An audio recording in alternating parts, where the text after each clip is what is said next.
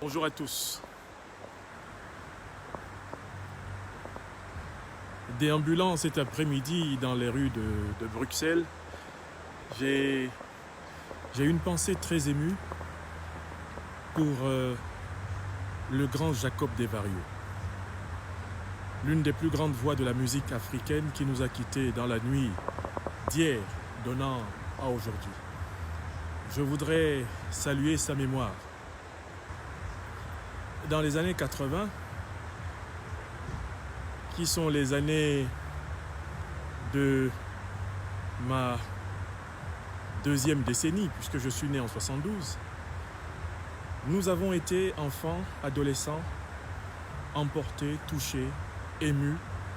Nous avons été subjugués, survoltés par la puissance musicale du groupe Kassav et du rythme zouk que servait ce groupe.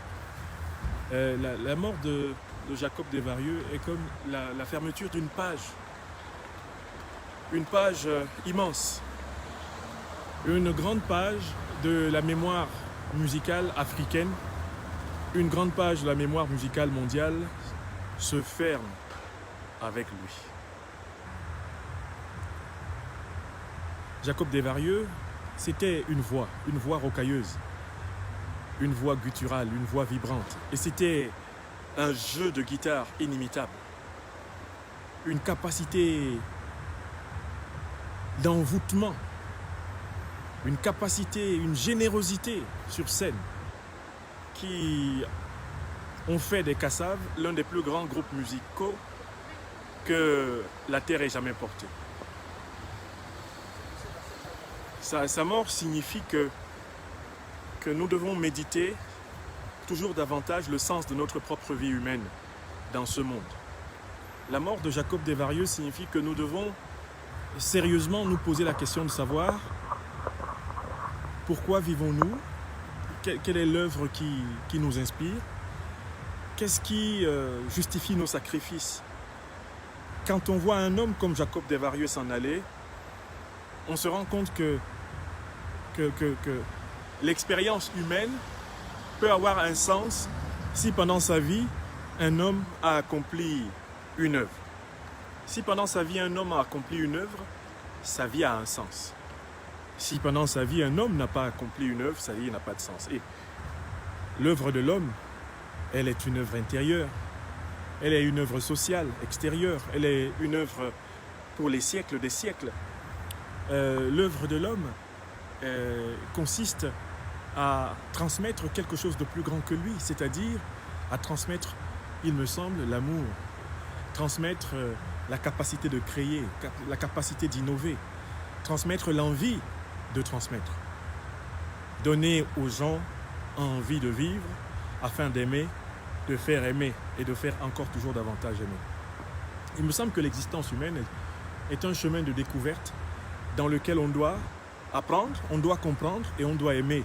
Et Jacob Desvarieux a appris, il a compris, il a aimé. Il a transmis beaucoup d'amour.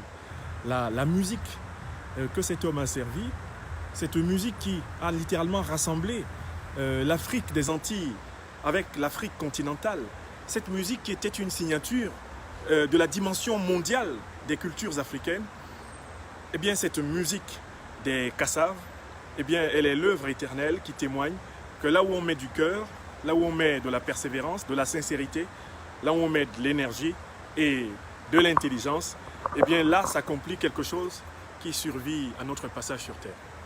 Maintenant, la vie humaine, elle n'est pas faite que pour s'achever sur Terre.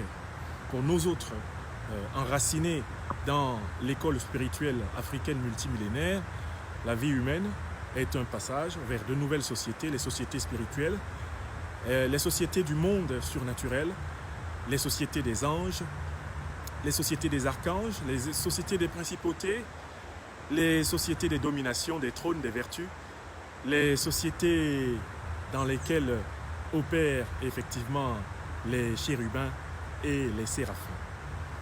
Je voulais, ici, dans cette rue de Bruxelles, où je déambule en cet après-midi, je voulais apporter du fond du cœur mon union de prière avec le grand peuple africain des Antilles, avec le grand peuple africain mondial, avec l'Afrique des arts, mais tout simplement avec le monde des arts.